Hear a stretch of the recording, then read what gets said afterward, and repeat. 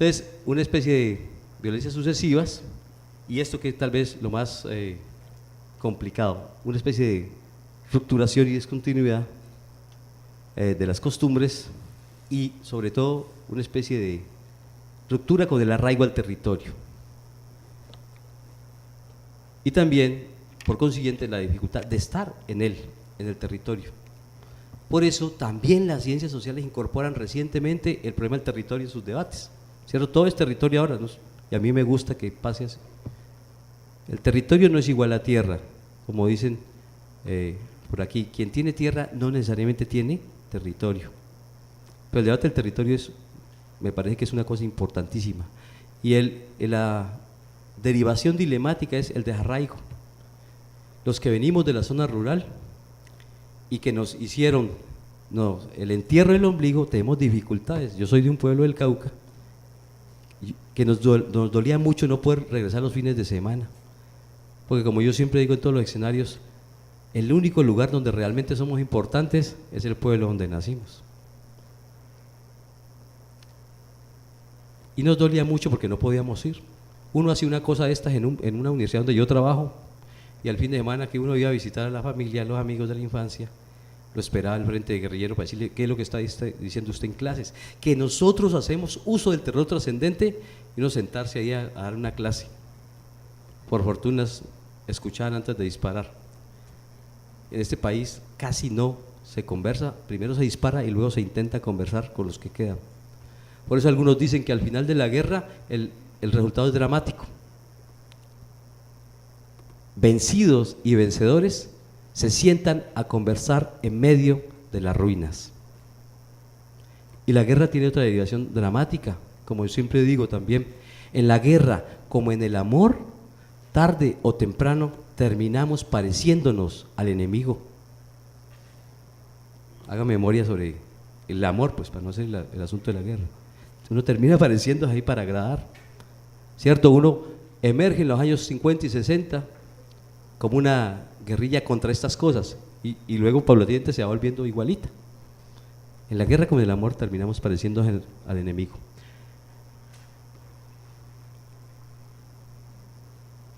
Y entonces lo que encontramos es que el tejido sociohistórico da cuenta de eso. Es una especie de conflictos históricos recurrentes por la tierra y por el poder. Primero por el poder regional, fundamentalmente por el poder regional, y otros proyectos que intentaban capturar el poder nacional. Esto es lo que, como buenos lectores que ustedes son, de García Márquez, se denomina en su libro Las 32 guerras del coronel Aureliano Buendía, que además las perdió todas, ¿no? Creo. ¿Sí recuerdan eso? Hay veces, una vez estuve por ahí en Bolivia y los bolivianos saben más de García Márquez que nuestros colombianos. Una cosa que me sorprende y me da pena nacional. Bueno, es eso. Recuerden, las 32 guerras de la cual hablaba el coronel Aureliano Buendía. Por eso yo aprecio mucho un profesor de aquí en el Valle que da clases de historia con la obra de García Márquez, y de él aprendimos estas cosas. Porque es un tratado de política nacional e instituciones políticas nacionales, ¿cierto? Aquello que dice García Márquez en El amor en los tiempos del cólera: antes en el campo nos mataban a tiros, ahora en la ciudad nos matan a punta de decretos. Pues uno con eso puede instalar un seminario. Y aparecen, estos son los discursos de la negación y de la destrucción del país. Ahora venía y paré a tomar una foto, somos obsesivos con la fotografía, que nos ayuda mucho para ilustrar estas cosas que decimos. Y había una pancarta del Partido Conservador que decía: por un país de campesinos empresarios. Yo creo que hay que ayudarles a entender el país. Y no soy liberal. Hasta los 15 años fui godo porque nací en una familia goda y a uno le imponen todo, hasta que uno estrena el cerebro. Y fui católico porque también era una imposición. Y luego me declaré sin lado. O sea, casi no cabía en el país, que no era ni godo ni católico, o sea que el país no está hecho para nosotros. Pero casi todos se fueron. Ustedes recuerden los libres pensadores nuestros, y sobre todo los literatos que nos han representado en el mundo, todos casi se fueron a México. no podían decir nada en este país. Por eso para nosotros no era pienso luego existo, sino era pienso luego exilio. Han visto también el graffiti fabuloso. Y estos son los discursos negadores, un discurso colonial que impera en todo el mundo, ¿cierto? Cuando uno examina cómo estamos de imaginario colonial, uno se encuentra ahí también. El discurso clerical, que ya hemos hablado muy tangencialmente sobre el particular, el discurso desarrollista, que aparece en América Latina, pero fundamentalmente en Colombia, como un escenario posguerra, post Segunda Guerra Mundial, y que se mete y borra toda singularidad y va como una especie de rodillo comprensor, agarrando todo lo que encuentra y desustancializando a la gente en sus apuestas en sus lugares. El discurso faccioso de los partidos políticos, ¿cierto? Es increíble, pero cuando ustedes hablen con sus abuelos, inclusive con muchos de sus padres, díganles que les cuente esto. ¿Sí? Uno no puede por un partido perder el afecto, la cercanía, la vecindad. Yo nunca entendí eso. Cómo nos criamos juntos, nos levantamos juntos, jugamos fútbol juntos, nos embriagamos juntos, ¿no? Codiciamos a la misma mujer juntos, y después por una cosa de esta facciosa nos volvimos enemigos aún que estuviéramos solamente separados por una pared. Y ahí fuimos perdiendo lo que decía en principio, el potencial y el patrimonio de los abrazos. Y todos estos partidos lo que han hecho es ignorar el mundo al cual pertenecen. Les acabo de dar un ejemplo. Uno, decir que necesitamos un país de campesinos empresarios es desconocer la lógica, la racionalidad que le asiste a nuestra gente en la zona rural. Es decir, yo respeto mucho eso y trabajo con una facultad de Ciencias Económicas y Empresariales, pero yo leí esa vaina desde la economía hace rato, sobre todo para el Cauca, y me di cuenta que lo que hay es una multiplicidad de lógicas productivas y formas de sustento diferenciales. Y con la lógica de la economía liberal, y peor hoy, con la economía neoclásica, es imposible. Eso es más que lograr un agenciamiento y una comprensión, generamos una distorsión interpretativa. Bueno, yo estaba que me llegaba rapidísimo aquí para poner aquí esa fotografía que tomé, porque es de actualidad, y los que estén en estas cosas, piensen un poco, ayuden a esta gente a pensar, porque uno no puede, esta es una cosa que va borrando la singularidad de pensamiento, de las prácticas singulares, por meter una cosa que es que queremos reivindicar, reconstruir el país con el empresariado, y hoy con una cosa que tiene una suerte de generar una suerte de parafernalia discursiva institucional que llama el emprendimiento. Si a él le interesa esto, lo puede leer interpretativamente. Esto aparece en el libro El nacimiento de la biopolítica en Foucault, para entender más esto, porque a mí me angustia mucho cómo es que naturalizamos una cosa y no lo entendemos. Sigue.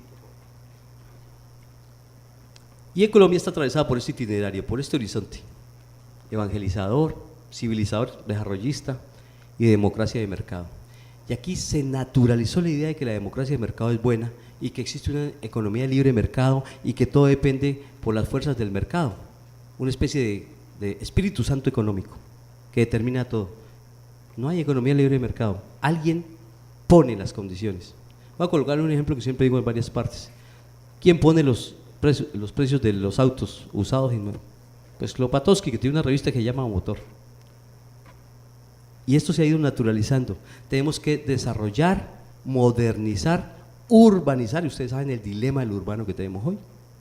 Pero esos son, si usted quiere ser moderno, tiene que ser racional, es decir, ilustrado, modernizado, desarrollista y urbano e industrial. Y ahí que uniformamos el mundo. Y aparece, esta es una de las cosas terribles, ¿no? Aparece lo que se llama el espíritu de frente nacionalista. Los más jóvenes conocen que para suavizar un poco el conflicto, la confrontación, los dos partidos tradicionales, en ese tiempo, dos partidos tradicionales, porque ahora ya hay tres. Yo siempre le digo a algunos amigos que el Partido Comunista ya es un partido tradicional también, ¿no? Tampoco es que haya un desprendimiento fundamental ahí. Pero ustedes recuerden que para suavizar el conflicto se reunieron no los partidos, sino la dirigencia de los dos partidos. Hicieron un pacto, se llamó el Frente Nacional, 1900, ayúdenme ahí, 58, ya me olvidé, 58 al 74, ¿cierto? 16 añitos. ¿Y qué hacían? Ve, estas elecciones te las vas a ganar vos vas a ser el presidente, luego venimos nosotros, luego los otros y luego los... Miren, esa es y la gente votaba, una especie de pantomima electoral nacional, y ya se han repartido toda esa vaina.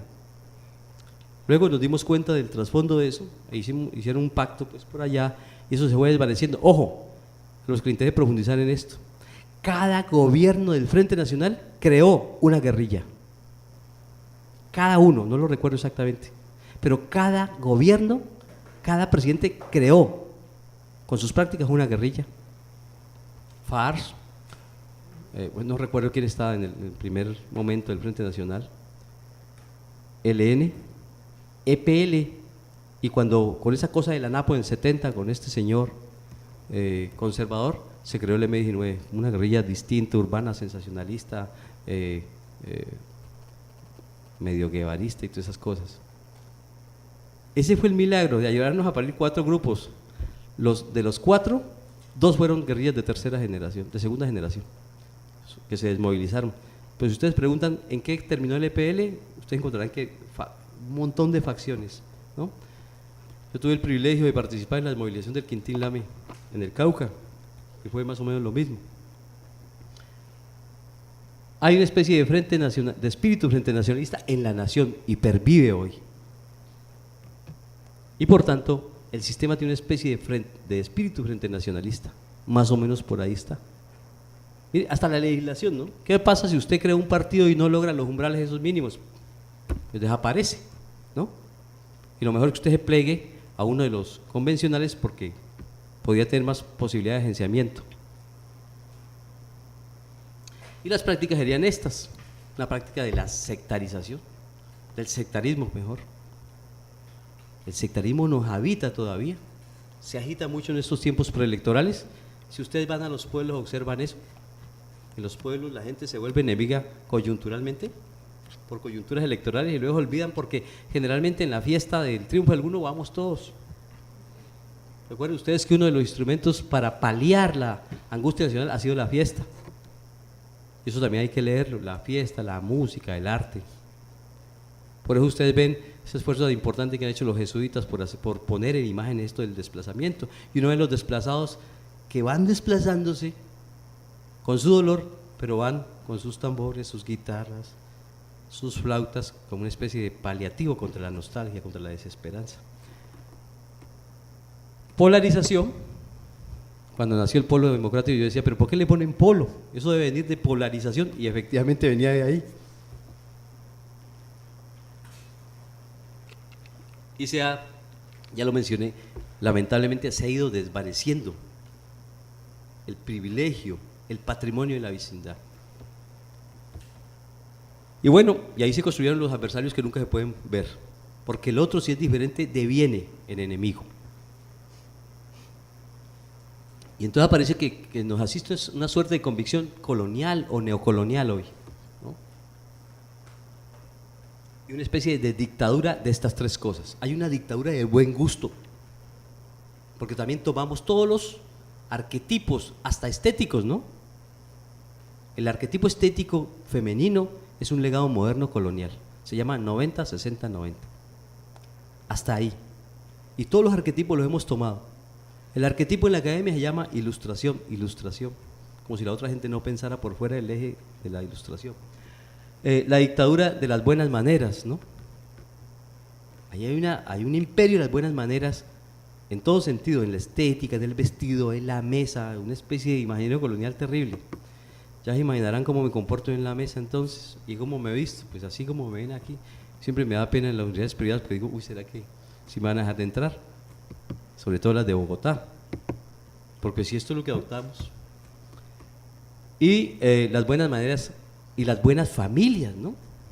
Ustedes han visto que en el lenguaje popular uno dice, pero ese man se metió en un tropel y ese man hasta de buena familia es. Yo sí digo, ¿y cuál es que es la mala familia? Para mí todas son buenas. Pero miren, ahí tenemos colonizado el imaginario y un montón de cosas que decimos a veces inconscientemente. Entonces hay una dictadura en el país del buen gusto, de las buenas maneras y de las buenas familias. Yo vengo de un pueblo donde sé qué es eso, o sea, de un pueblo grande que se llama Popayán. Y lo que encontramos es esto, un rostro nuestro que ha sido borrado por esa especie de prácticas y taras coloniales y por los sucesivos encubrimientos. Por eso creo que la tarea hoy es por descubrirnos, porque la práctica colonial histórica ha sido una práctica por el encubrimiento. Bueno, eso está en muchos autores trabajado.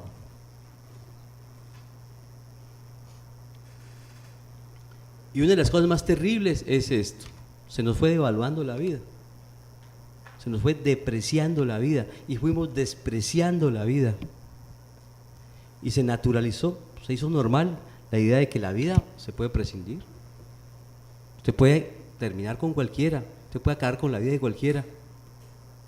Y esa idea se naturalizó. En la década del 80, sobre todo los bayunos y los paisas fueron presa de una convicción.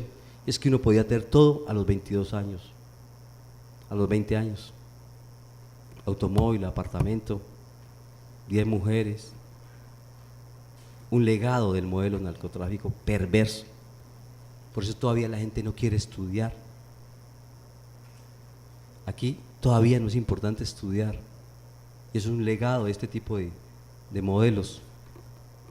La idea de que la vida se puede acabar con la vida de cualquiera y no pasa nada. Además, judicialmente, ustedes saben, hay muchas muestras de que no pasa nada. En el imperio, una justicia premial. Así que se pregunta William Ospina, para pasar rápidamente al otro elemento. ¿Y qué se podría esperar de una historia en la que miles de seres se quedaron al margen de todo proyecto civilizatorio, de todo esfuerzo de inclusión, de todo proceso educativo y cultural? ¿Qué se podía esperar de eso? Pues lo que tenemos hoy. Claro, sigo pensando, ¿cuál será entonces el lugar de la esperanza? 2. ¿Cuál es la relación de todo esto con el desarrollo? Yo sé que en el marco de ciencias del desarrollo, de ciencias empresariales, económicas, de este agenciamiento por desarrollar, muchas de esas cosas pueden sonar dramáticas, pero yo vengo de un programa de maestría que cultivamos en mi universidad, que se llama Estudios Interdisciplinarios del Desarrollo, y lo que pensamos es esto. El desarrollo ha sido esto. Históricamente fue un discurso, una práctica para occidentalizar el mundo, y como dice nuestra Diana Uribe, para occidentalizar el mundo. Es un dispositivo de occidentalización. Y fue prohijado en Colombia de esta manera. Era por ahí donde se civilizaba. Y había un montón de actores que no dejaban concretar el proyecto de civilidad. Y había que borrarlos. Y emerge después de la Segunda Guerra Mundial y se prohija, se adopta en Colombia de la misma manera. Pero está articulado a formas de dominio neocolonial y a una geopolítica del poder internacional. Esto es lo que estoy diciendo, lo que me pedían como colonialidad. Y a esas prácticas de desposesión a sangre y fuego. Los que estamos aquí, los más próximos al valle y los del valle, saben, el imperio de la industria azucarera, ¿cierto? Eso fue a sangre y fuego. Es lo que algunos han denominado el sabor amargo del azúcar. Y toda la historia empresarial colombiana es parecidísima. La historia de los hidrocarburos es desplazando. La historia de los monocultivos es desplazando. Por eso, algún profesor en la Universidad del Valle hizo un textico chiquito que le denominó Los empresarios del terror. Y yo continué eso en un esfuerzo también de reflexión, que tomábamos las caucherías del Bajo Putumayo del siglo XIX. ¿Recuerdan todo el relato que nos plantea ese fabuloso escritor en La Vorágine? ¿Sí? Vorágine, ¿no? Rivera. Y se va continuando en el siglo XX a través de prácticas empresariales de los monocultivos. Los monocultivos, como dice Bandana Chivan, tienen una implicación terrible, y es que un monocultivo también te genera un monocultivo mental, y más o menos por ahí vamos. Esas prácticas de desposesión a sangre y fuego, que son prácticas empresariales, económico-empresariales, si quieren pregúntenles a los gremios económicos de este país, bueno, judicializados hoy algunos de ellos, ¿no?